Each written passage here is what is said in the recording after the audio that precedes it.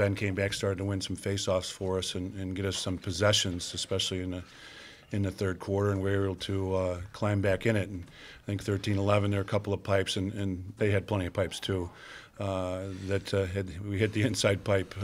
We were feeling good about things, but we put ourselves in a position where we could have won it, and I'm not sure how many teams that were down by that much could have, and or thought they could have, and so I'm proud of the guys for how we competed tonight. With knowing anybody that's watched these two teams, like ACC lacrosse, I mean, this kind of finish probably could have been expected, but with how long they put that steady offensive packaging together, was there at some point in your minds where you thought, okay, eventually it's going to end, like that you wanted it to end, but did you feel that, they went on such a string compared to the last game? You're talking about Carolina's string in the second quarter? The offensive run that they were making. Yeah. Getting you guys behind. Well, and we wanted to do to them what they were doing to us. We wanted to start some fast breaks going from defense to offense, and a couple of times we had offensive middies running off the field, and they had numbers, and their poles are very good offensive players, and to make the shots they made with their poles, we knew that could happen. So we wanted to stop their early offense, and we fell out of our game plan, especially in the second quarter. Coach, what was the key to Ben's success in the second half? I think for him, just it's such a psychological game out there, and then we just tried to get him to relax at halftime and get back to what he does well, and fortunately he did, and he got us a lot of possessions. I didn't see the stats yet for the face-offs there in the second half, but that was great that he gave us those possessions, and our offense started to settle down. And we got some transition ourselves. We had some good transition, and our poles were a threat in the second half. Coach, what do you kind of think was the difference in the third quarter where you guys came out to that big 8-0 run? Was it something with UNC, or was it just the team overall? What kind of was the difference? Well, I can't really speak for UNC other than maybe with that kind of lead. I think if we went in the locker room with that kind of lead at halftime, it's hard to get your guys geared up to come out and try to score a lot of goals in the second half. No matter what you tell them, they're looking at the scoreboard. Again, I'm not going to speak for them. That's their call on that one. But fortunately, we came out, and I think we scored right away in the third, and I think our man-ups were pretty good on the day. We had a couple of 2 or 3 penalties that we could score, that we scored on, and I don't know. We did what we do, and we played hard no matter what the score was, and we were able to come back. And Sergio and Jordan, I know you obviously hit Brendan to start the run, and you guys both assisted on almost all but I think 2 of the goals in that 8-0 run.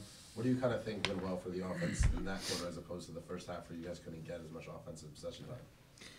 Well, being down that much, you need to look at each other and really trust each other, and I think that's what we've been harping on the entire season, and you saw it for the first time full go in the third quarter today. I think everyone trusted each other.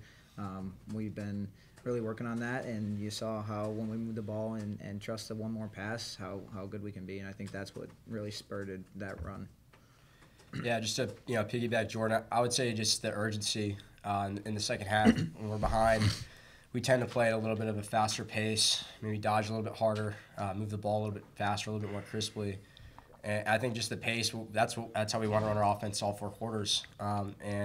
It's a beautiful thing when we do it, and when we kind of do it a little bit slower than we'd like, or kind of just get through the motions, it's not as successful. So I think just the pace and like Jordan said, trusting each other and not really caring who puts the ball in the net. It's just got to get in the net. As long as one of our guys puts it in there, we're doing something right. For Jordan and Sergio, what do you think changed for Ben Williams? Did you see anything either on the sideline or at halftime? It's kind of something with Ben that you don't. All these guys that talk at halftime, and Ben doesn't need to talk. Ben's, like Coach said, Ben's a psychological guy, and when he wants to put on that switch, he's going to do it. So I think that's really for him. He just needs to get into his groove, and he did. So it helped us a lot. How do you guys regroup for the NCAA? We got to watch the film. We always watch film on ourselves, and we got to improve. And I think having a game next week with Colgate, obviously you don't want to overlook those guys, and that's just another week for us to get better. We got to change some things at practice and keep working hard. Make sure the intensity is there and we're not getting complacent. But you learn from losing. We lost to Army in the beginning of the year, and we didn't lose since. It was like a 8-game stretch, 9-game stretch. So I think we just got to keep getting better, keep pushing each other, and stay positive, and just keep up the intensity. Coach, going back to that halftime, was there something specific you told them in the locker room that kind of you think maybe changed something, or what was kind of your main point going into the locker room? No, I think it was a really good group effort. I think we had for players, and I give some credit to the assistant coaches for regrouping their positions and just talking about what we've talked about when we've been down before, and that even though the score was the way it was, we've done this before and we planned on doing it again. And the guys came out and played like we could do it, and we were in a position where we could have done it. Coach, after Ben wins that last face-off, did you have a game plan going into that with 26 seconds left, or did you want to even call timeout with that, or did you just want to? Well, I think that's you're talking about the last face-off when Brendan Bonbury came up with it off the wing. Carolina did a good job of getting in front of him, so he couldn't go to the offensive end of the field. So we had to throw it back, and it took some seconds to get it over in the midline. And when I looked up, we finally got the possession with Sergio. It was 7 seconds. And by the time I call it timeout, there's going to be 5 seconds left. And where he was on the field when we got the ball back with was roughly 5 seconds. Could have been 4. It would have been a Hail Mary at that point. So I thought we were better trying to create some chaos with the 7 seconds left than taking a timeout there. Sergio, can you just take me through the last play? What kind of would you see? You got the ball from the defense, and what kind of went on? Yeah, like Coach said, we went back with it off the face-off. The way they ride, they like to drop, and they're actually putting a little bit of pressure on our guys. So I just came back to the ball, got it right in the midfield, and kind of took a peek at the clock as I was working my way onto the field. I knew if I got it, it was going to be under 10 seconds. So I just tried to push, try to draw a slide, keep my head up and make the right play. I don't know if we were kind of down a guy or whatever subbing, but they doubled. I kind of just popped back up. I saw Jordan flash across the front, and I put a pass on him. He was covered. It's a tough play for him to make, and it's probably an ill-advised one for me to make. But with the time, you got to just trust it and give it a go. And unfortunately, it didn't work out. But yep. John, you touched on it a little bit earlier, but could you kind of just elaborate on some of the defense? I think Goldstock was left open right near the crease a couple of times. Some misslides and stuff like that, or not how that, or why that happened?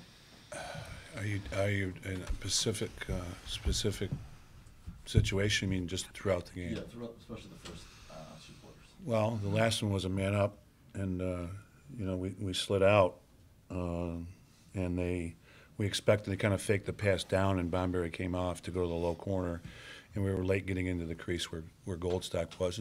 And earlier, it's what they do. They try to, in certain situations, they drift him off the ball or put him in a position where his man is the help guy or the slide guy, and they'll drift him out to the backside and cut somebody else in, and they get those. They look for that. They leave those attackmen on the pipes when the middies are dodging, and if your stick's not in the passing lane.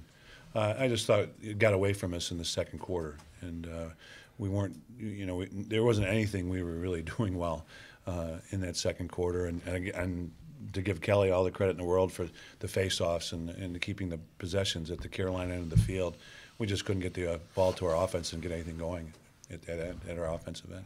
And Coach, can you just talk a little bit about Jordan? He had 6 assists, it's a career high. What do you kind of think went right with him today? Well, I think he's, you guys have been listening to Jordan now for the last few weeks, and he's playing like, he's got these last games coming up, and then he won't be in a Syracuse jersey anymore, so he's leaving it all on the field, and he's leaving it on the field in practice, and he's really, I think he's been a great leader of the offense all year long, especially as far as telling people, we're first of all executing and then telling others where to go within the offense, and I think he knows he's coming down the stretch here and he wants to finish on a good note.